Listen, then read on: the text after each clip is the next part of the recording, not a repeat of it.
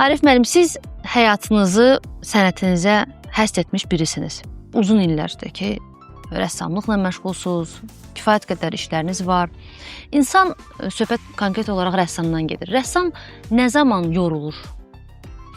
Mən bir şey sənə deyim. Əgər rəssam öz sənətini sevirsə, yorulmaq yoxdur. Mən gecələr də işləyirəm, mənim də həmkarlarım çoxları. Yəni, əgər mən belə bir şey var da, evə getməyə tələsirsən, bir də ki, işə gəlməyə tələsirsən. İşə getməyə elə bizim işimizi tələsirəm, gecə fikirləşirəm ki, nəyisə qutarmamışam orada, tez onu düzəldim, yata bilmirəm, gəlirəm, belə şeylər olur. Yəni, bu sevgidən əmələ gəlir. Bax, dünyada, özünüz bilirsiniz də, sevgi ən böyük məfhumdur. İşə, qadına, vətənə, sənətə. Bax, indi mənim bu yaşımda 88. demişəm ki, mənim yaşım var da, evdə hərdən zarafatla deyirəm ki, mən o bulvarda domino oynamayacağım ömrün axırınacan. Çünki o qədər planlarım var, o qədər işlərim var ki, Allah təşəkkür edirəm, bir anama rəhmət oxuyuram. Bir də ki, bu sənətdə mənə özüm çox yaxşı hiss edirəm. Bu vaxtacan da həmişə təmasdayam, öz işimdəyəm, fikirlərim var, ideyalarım var. Bax, o məni yaşadır. Bax, mən saçımdır. Bəs əgər sizin hansısa bir əsəriniz alınmırsa, çəkirsiniz, rəsmi görürsünüz ki, alınmır. Sizcə hələ zamanı deyil deyə alınmır, yoxsa nə getmir yolunda ki, həmin o iş alınmır? İndi bir metod var. Rəssamların cürbəcür metodlar var. Biri oturub kağızda eskiz eləyir, 5 dənə, 50 dənə olursa. Olursa gedə-gedə fikirləşir. Mən fikirləşirəm. Bir ay fikirləşirəm, 5 gün fikirləşirəm. Hər şey hazır eləyirəm. Ancaq bu o deməkdir hazırdır. O gələndə kətanın üstünə orada dəyişiklik edirəm. Yəni bu proses ta axıracan, məsələn başlayırsan bir cür, axırı cür başqa cür qutarır. Yəni o həmişə bir işlənir. Ona görə burada yorulmaq da yoxdur. Yəni işi mən də deyirəm də bu sevgi məsələsi dünya insan məfhumu üçün əsasdır. Həqiqi sevgidən danışıram, yalan başdan danışmıram. Yalan başdan sevgi bir gün gələrsən, üçüncü gün gedərsən başqa yerə. Emalatxana deyirəm. Mən emalatxanaya gəlməsəm özüm pis edirəm. 2 günü gəlməsəm, heç nə də eləməsəm, bura gəlirəm, aura, ya kitablara, əsərlərə baxıram, qayıdıram əvvəlki işlərə. Yəni bu proses həmişə var. 24 saat, mən açıq deyirəm sizə. Hər bir rəssamın özünün bir tərzi var, təbii olaraq. Sizin də özünüzə məxsus bir tərziniz var ki, əsərlərinizə də baxanda o dəqiqə bilinir ki, bu Arif Hüseynovun rəsmləridir, əsərləridir.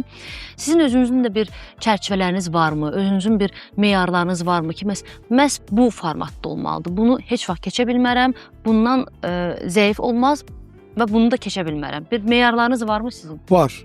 Birinci meyarlar biri profesionalizmdir. Mən o işə həmişə çalışıram, indi də. Elə bilsən, həmişə yaşlandı. Elə vaxt olur ki, profesionalizm lazımdır. Akademik təhsil lazımdır. Əl işləməlidir. Fikir nə üçündür? Bir ideya olmalıdır beyində. Bir də əl. İdeyanı əl realizavat edir. Bu rəssamın işi budur. İcrası deyil, o yaradıcıdır. Bax, orada məsələlər əmələ gəlir. Təbii, mən demirəm ki, hər şey olur. Pis olur, alınmır. Ancaq bir şey deyim sizə. Çox vaxt alınmayan işi mən qoyuram, üzünü söndürürəm ona. 1 il baxmıram ona. Sonra görürəm, orada da yaxşı şeylər varmış. Yəni, bu proses həyat tərzidir. Əsər olur da, xoşuma gəlmir. Olur elə şey. Demək olar, hər çəkdiyin bir şedevr olmur. Ancaq bir şey deyim, bir ananın bir naqis uşağı olur, xəstə uşağı olur, onu çox istəyirlər. Məsələn, elə şey də sənətdədir. Bu da bizim yaratdığımız insandır da, həyatdır, bir mənzərədir. Yəni, o alınmayanda da onun da öz təsiri var. Alınmayan niyə alınmır? Onun üstündə işləyirsən, sonra görürsən ki, başqa tərəf olur. Ancaq o işi, məsələn, çox vaxt heç əl də vurmuram. Necə yaranıb o vaxt, 10 il bundan qabaq. Görürəm, orada bir pozitiv şeylər var. Mən istərdim, həm də 70-ci ildən bu günə qədər cəmiyyətimizin rəssamlığa olan münasibətini də bir müqayisə edək. Siz daha çox rəssamların yaradıcılığa olan baxışındakı fərqləri dediniz. Amma bir insanlar olaraq nə dəyişib? Yəni, bir rəsm əsərinə baxan 70-ci ilin adamı ilə bugünkü adam arasında nə dəyişib? Bilirsiniz nəzərdir, biz Sovet dövründə biraz başqa təşkilatı işlər çox idi. İnsanların sərgiyə gəlməsi, estetik tərbiyə metodu vardı, uşaqlar gəlirdi. Bax, o elementlər indi yoxdur. İndi mənim türk qardaşlarım bizim sərgilərə gəlirlər. Sərginin açılışında çox adam olur. Onlar da mənə deyir, əfəndim, bunu sabahı heç kəs yoxdur orada. Bu əvvəllərdir. İndi yavaş-yavaş çoxalıb. Əvvəla Bakıda qaleriyalar çoxalıb. İnsanlar biraz artıq o əsərləri almağa başlayıblar. Evində rəsm əsərinin olmağa başlayır. Bu gözəl bir hədiyyədir. Çünki indi hamısı bilir ki, mən Türkiyədə çox olmuşam. Hər evdə bir əsər var. Əgər imkanı da yoxsa o reproduksiyasını asır. Dünya, Picasso, obursu. Yəni bu insanlara bir mənəvi güc verir, mənəvi zövq alır. Estetik zövqü formu. Uşaqlar da böyüyür. Ona görə orada mən həmişə çox olmuşam Türkiyədə. Gezmişəm evlərə, dostlarım görürəm ki, hər də nəsə bir rəsm əsəri. Mən rəsm əsəri hədiyyə verəndə onlar daha çox sevirlər. Çünki mən orijinal verirəm, rəssamam. Özdə o sənətçiyə çox böyük hörmət edirlər. Mən yadıma gəlir, tez-tez gedəndə mənim əlimi öpürdüm, belə şeylər bilməm. Örgəşməmişəm belə şey münasibətə. Yəni bu indi yavaş-yavaş gənclər, deyim sizə bu saat o uşaqlar rəsm bumu yaşayır. Neçə dənə kollektivlər var, dərs deyirlər. Mən də həmişə deyirəm ki, eybi yoxdur. Onlardan 2 nəfər rəssam çıxsa, 3 nəfər çıxsa, o bizim qazancımızdır. O birisilər qazancımız, onlar tamaşaçı olacaqlar. Muzeyə gedəcəklər, rəsmi başa düşəcəklər. Heç olmasa biləcək ki, bu rəngi necə qarışdırıb. Lap sadəsini deyib. Yəni bu böyük şeydir. İndi çox dəyişib. Çox dəyişib. Qazancdan danışdınız, verəcəyim bu sualda sizdən səmimi cavab gözləyirəm. Ümumiyyətlə cəmiyyətdə belə bir fikir formalaşıb ki, demirəm hamıda, amma müəyyən bir qismində ki, yəni rəssamlar heç nə qazanmırlar, ümumiyyətlə onlar çox acınacaqlı bir vəziyyətdə yaşayırlar, rəssamların savadı o qədər də yüksək deyil. Belə bir fikirlər formalaşır. Və yaxud da ki, kiminsə övladı rəssamlıqla məşğul olmaq istəyəndə valideyn deyir ki, hə, acından öləcəksən, dırnaq arası belə deyək. Mən istəyirəm sizin fikrinizi alım ki, ümumiyyətlə sizcə rəssamların cəmiyyətimizdə statusu, rolu nə qədər yüksəkdir və düzgün yerdədirmi?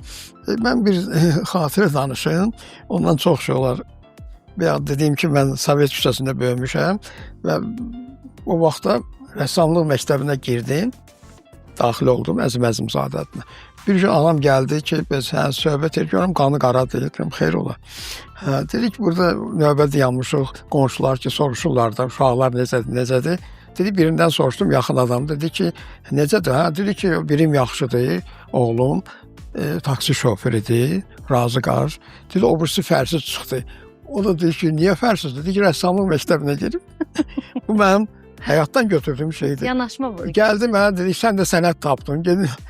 Dedim, daxil olmuşam, öz başıma hazırlaşmışam, dedim, narahat olma. Sonra bunun bir ikinci tərəfi də oldu. Bir 5-6 il keçəndən sonra mən gənclikdən də bu danışığım var, televiziya çəkilirdi. Mən Sovet küçəsində evimiz biraz həyət böyüdür. Bir də yaxınlaşırdım evə. Bir də gördüm, mənim səsim gəlir. Girdim həyətə, görüm, xanım televizora xod verib. Mənim səsim, dedim, ay xanım, sən özün qulağa. Dedi, yox, görsünlər ki, mənim oğlum harada oxuyur. Deyəm, görürsən, o fərsiz o, belə olur. Yəni, bu həyatda olan şeylərdir. Ancaq bugün, mən açıq deyim, bugün çox dəyişib. Özdə müstəqil Azərbaycan, indi dünya açılıb, sərhədlər açılıb, insanlar muzeylərə gedirlər, görürlər. Özləri bu saat bizim cavan rəssamlar çoxsu görürsən ki, xaricdə sərgiləri olur. Bax, bu ən əsası odur ki, valideynlər dəyişib. Məsələn, mən evdə kağız tapmırdım çəkməyə. Oradan buradan çəkirdim. Sonra bir uşaqlar götürən aboyun azad çəkib, onlarla acıqlanırlar. Mən də həmişə tapşırıram ki, çox sağ ol deyirəm valideynlərə ki, siz bunlarla indiki vəziyyətdə hər şey var, material verirsiniz, uşaqlar inkişaf edir. Dəxli yoxdur, rəssam olacaq. Əgər o rəssam bir nəfər olmur ki, 2 nəfər. Ancaq bunlar tamaşaçı olacaq. Ən aşağısı Azərbaycan gənci bir geniş formalı bir insan olacaq. Musiqini bilər, rəssamlığı bilər. Bax, bu bizim dönüş nöqtəmizdir. Səhv etmirəmsə, 2020-ci ildə bir dəfə kitab çıxdı, Qarabağnamə və bu təzəlikcə daha həmin kitab yeni bir formatda. Üçüncü nəşr. Bəli, üçüncü nəşrdir. Bir kitabı vərəqləyəndə gördüm, orada çoxlu rəsmlərdir, daha çox rəsm sanki özü bir informasiya verirdi. Sizcə insanlar bu kimi tərtibatı, bu kimi informasiyanı qəbul etməyə hazırdırmı? Mən Qarabağla bəzi işlər eləmişdim ayrı-ayrı. Mən fikirləşdim ki, belə bir rəssam kimi, bir o tarixi bilən kimi, Azərbaycanı torpağını bilən kimi, sevən kimi bu barədə mən gərək buna iri maştablı bir sərgi alayım. Düz 10 gündən sonra, bax burada, başdan bu kitabları yığdım Qarabağ tarixi ilə. 5 il, 19-cu iləcən sərgidə onlar elədim. Böyük işlərdir, özü qrafikadır. İndi qrafikanı bilənlər çoxdur, orijinal qrafikadır. 19-cu il yanvarın, fevralın 26-sında, ərəfəsində, 24-ündə Qarabağnamə tarixin səhifələri Müasir İncəsənət Muzeyində açdım. Çox böyük əzab işidir. Ancaq mən də bunu gərək eləməliyəm. Allah şükür sağlamlıq verdiyi bir hədəf oldu mənim üçün. Yaşamaq həvəsi. Özü başladım, gördüm çətindir, ancaq sonra gördüm bu çətinliyin öz ləzzəti var. Yəni onu bu vaxtacan onu da deyim. Belə bir söz var, təvəzzükarlıqdan uzaq olsun, xoşum gəlmir ondan. Ancaq bu vaxtacan bu həcmdə Azərbaycan təsviri səhifəsində işlər olmur. Bax, mən açıq deyirəm sizə. Sərginin açılışı oldu fevralın 24-də. Sonra Heydər Əliyev Fondunun vitse-prezidenti açılışda iştirak elədi Leyla xanım. Ondan sonra sərgilərin ayrı əsərlər Budapeştdə oldu, sərgi açdım Macaristanda, ayrı Türkiyədə. Yəni bu əsərlər mənim həyatımda bir hop-hopnamədir, bir Novruzdur. Bax bu üçüncü Azərbaycan nağılları. Nağıllardır, hə. Bu da mənim həyatımda öz nətərdir, vətəndaşlıq borcumu deyərəm, rəssamlıq borcumu. Bunu eləndən çox rahat oldum. Bu kifayət qədər çox şaxəlisiniz. Yəni təkcə fırça ilə deyil də, yəni istər kitab olsun, istər xalça olsun, yəni bütün sahələrdə, yaradıcılığın demək olar ki, bütün sahələrində sizin bir əməyiniz var, zəhmətiniz var. Sizin bu qədər çox şaxəli olmaqda məqsədiniz deməyim də, o məsuliyyət, nə məsuliyyətidir ki, siz bunu cəmiyyətə vermək istəyirsiniz? Məsuliyyət Azərbaycan gəldi qayıram maarifçiliyə. Yenə maarifçilik. Maarifçilik mənim əsas məqsədim. Yoxsa mən də ayrı-ayrı çəkərdim, natürmort çəkərdim, portret çəkərdim. Mən o işlə məşğul edirəm. Nəticəsini görürsünüzmü? Görürəm, insanlar bağırır, kitab buraxılır, belə nəticədə. Hansı geri dönüşlər, yeni gələn nəsil. Gəlir, çox maraqlı görürsünüz də, mən hər sərgiyə gedəndə hamısı gəlirlər mənə şəkil çəkdirirlər. O elementdir də, ancaq soruşurlar, yeni əsərlər nə var? Bax, indi yenə də bu yaxında çox böyük bir proyekt elədim. Onu da deyim sizə. Xalçanın yaranması. Necə qoyun qırxımından tutmuş ta axırında son nəticəyəcən. O da bizim Xalça Muzeyinin müdiri çox hörmət elədim. Əminə xanımın layihəsidir. Mən eləyirəm onu. Çünki mən bu işlə məşğulam. O da bir adamlar xalçanı asırlar, ancaq müəyyən şeyəcən bilirlər. Ancaq mən sıfırdan ta axıracan elədim. Sonra bu yaxında Gürcistanın Bolnisi rayonunda böyük bir muzey vardı. Çox xoş, heç ağlıma gəlməzdi ki, belə bir muzey var orada.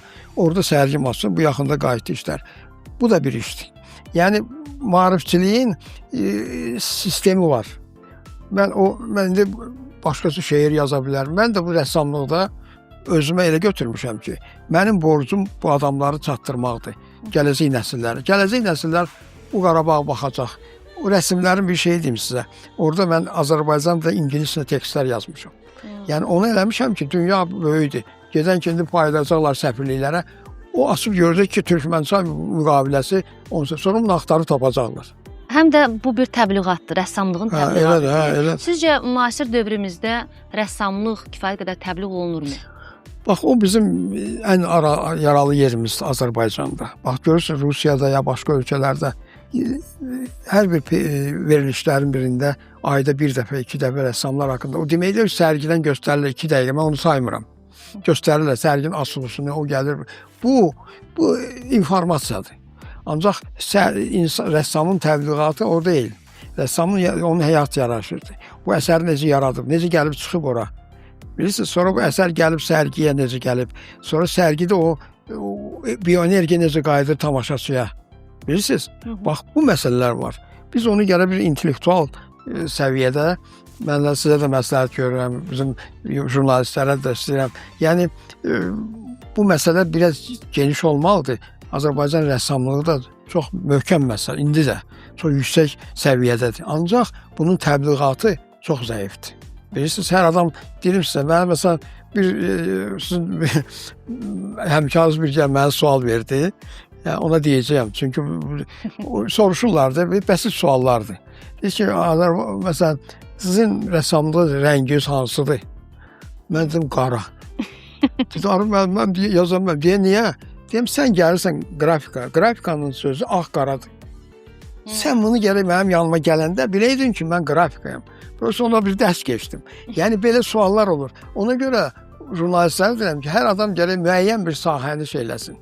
Ümid edirəm mənim suallarımı bəyənirsiniz. Hə, yox, yaxşıdır. Yəni, adam gəlir, gedir injinerin yanına, istirahət, oradan sonra gəlir mənim yanıma. Ayrı-ayrı şeylərdir, o da ayrı şeydir. Ancaq bunu mənə deyəndə, indiyəcən təkrar edirəm onu, çünki belə sual çox qəribə sualdır. Mənim cavabım da deyir ki, mən bunu verə bilmərəm efirə. Dedim, vermə, ancaq biləsən ki, sən qrafikanın, Arif müəllim qrafika ilə 40 ildir yaşayır, 50 ildir, ağ-qara iləndir. Özü ağ-qarada biz nələr var da, ağdan qaraya qədər o da nüanslar var. Bəli. Yəni onu tapma. Nə qədər o nüanslar çox olursa, o əsər daha da qiymətli olur. Nastroyeni verir. Bəs Arif müəllim, hansı işi, hansı əsəri, hansı emosiyanı qrafika ilə göstərmək lazımdır? Hansını isə bu rəngli, gözəl tablolarda, gözəl əsərlərdə? Bu yaxşı sualdır. Yaxşı sualdır, onu mən qeyd eləməm. Ağ-qara ümumiyyətlə, məsələn, bax, mən Qarabağı hamısı ağ-qara eləmişim. Qarabağ əsərləri. Sonra ikinci nəşrdə, mən 19-cu ildə oldu da, mənə orada sual verdilər ki, sərgin asılsında, yaxşı sual. Bəs bu silsilə qutardı. Dedim, vallahi hələ qutarmır, çünki qələbə olmalıdır da bunun nəsə. Bir ildən sonra ağlıma gəlmədi ki, belə bir qərar. Ona görə mən 5 dənə rəngli plakat elədim. Həmin qara, indi görəcəksiniz, qaranın içərisində 5 dənə rəngli plakat. Qalibi, Qarabağ şikəstəsi, yəni kulminasiya oldu, kitab bağlandı o mənada. Ancaq o ilə də bağlanmadı. Bir dəfə belə mənə təşkil edib getdim Qarabağa, Ağdama. Pis gündə idi də, ora deyirlər də Xirosima kimisi. Getdim, şumlanmışdı. Getdim, orada bir dənə məscid qalmışdı. Bir də teatrın divarları.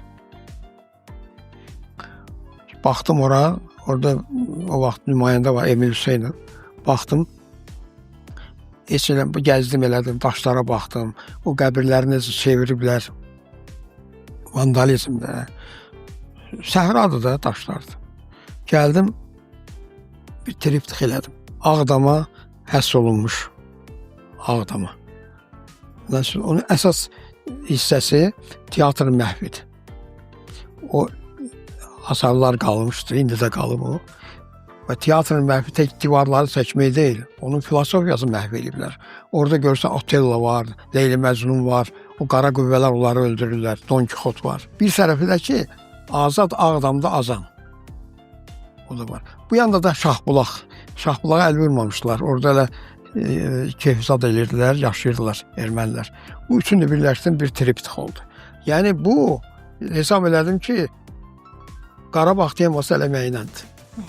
Gələcəkdə o, indi yaxşı getdim, sonra 2 ildən sonra Şuşada oldum, elədim. Ayrıdır bu Qarabağın, ayrıdır. İndi onu da bir çəkmək lazım. İndi gəlirəm rəyli şeylərə. Bizim Azərbaycan, əvvəl mən dünya sənəti ilə məşğulam.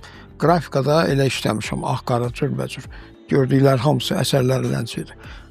Sonra mən getdim Yaponiyaya, mənim sərgim oldu orada, Orxanla, Tokyoda.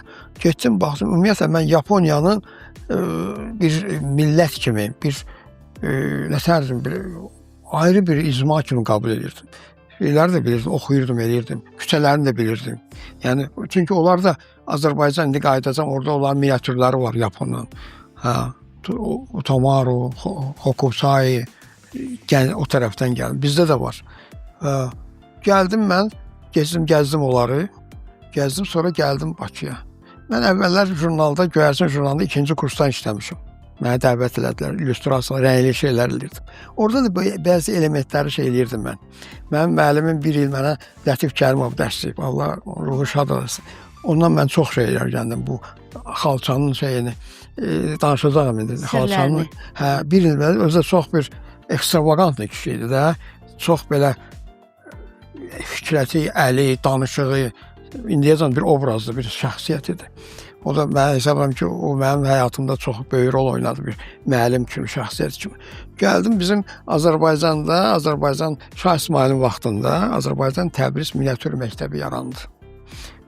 Şah İsmail özü şeir yazırdı, sonra Sultan Məhəmməd yazsa, ora bir qısa oldu, ancaq yarandı. Mən də gəldim, dedim, baxdım, yadıma düşdü o Yaponlar. Hər evdə kimono var. bayramda zat olar. Mən sonra eksperiment apardım. Bir rayonda bir adamda milli geyim yoxdur ki, Novruz bayramında çıxsın. Bir daha Beylaqana getdim, orada bir şirkət düzəlmişlər, milli geyimlərini, bilmirəm, gedir ya. Yəni bu normal bir şeydir. Azərbaycanın bir dünyaya çıxış bir geyim mədəniyyəti var, mətbəx mədəniyyəti var. Yəni bunlar, mətbəx mədəniyyəti çox gözəldir. Bəli. Azərbaycan hələ onu da biz çox tanıda bilməmişik. Ümumiyyətlə biz təbliğatımız tək rəssamda deyil ha, sənətimizi, mədəniyyətimizi indi son vaxtlar Heydər Əliyev fondu çox iş görür burada. Ancaq tək yönündür. Biz hamımız bir fərd olaraq, müəllim olaraq, həkim olaraq ölçüsündə Loğmanlardan danışmalıdır. Əsərinizin sonu sizi təəccübləndiribmi? Yox, o əsərlər biz nə vaxt sonda artıq mən o müəyyən bir nöqtəyə çatmışam. Ondan sonra görəm o yana getmir, orada dayanıram. Ola bilər qutarsın, ancaq orada görürəm ki, artıq necə deyə, dalana dirənib, belə deyərəm də Azərbaycan dilində. Orada dayanıram. Çünki özdə mən bir xasiyyətim var. İşi qutaran ki, ya qrafikadır, onu salıram şeyə, bunu da bir çərçivəyə salıram. Mən ona sonra yaxınlaşmıram. Necə anadan olub, elə də olur. Çünki ondan sonra başıma gəlib ki, eləmişəm, görürəm, elədiyim şeylər hamısı gedib, yaxşı şeylər. Belə təcrübədə belə şeylər olur.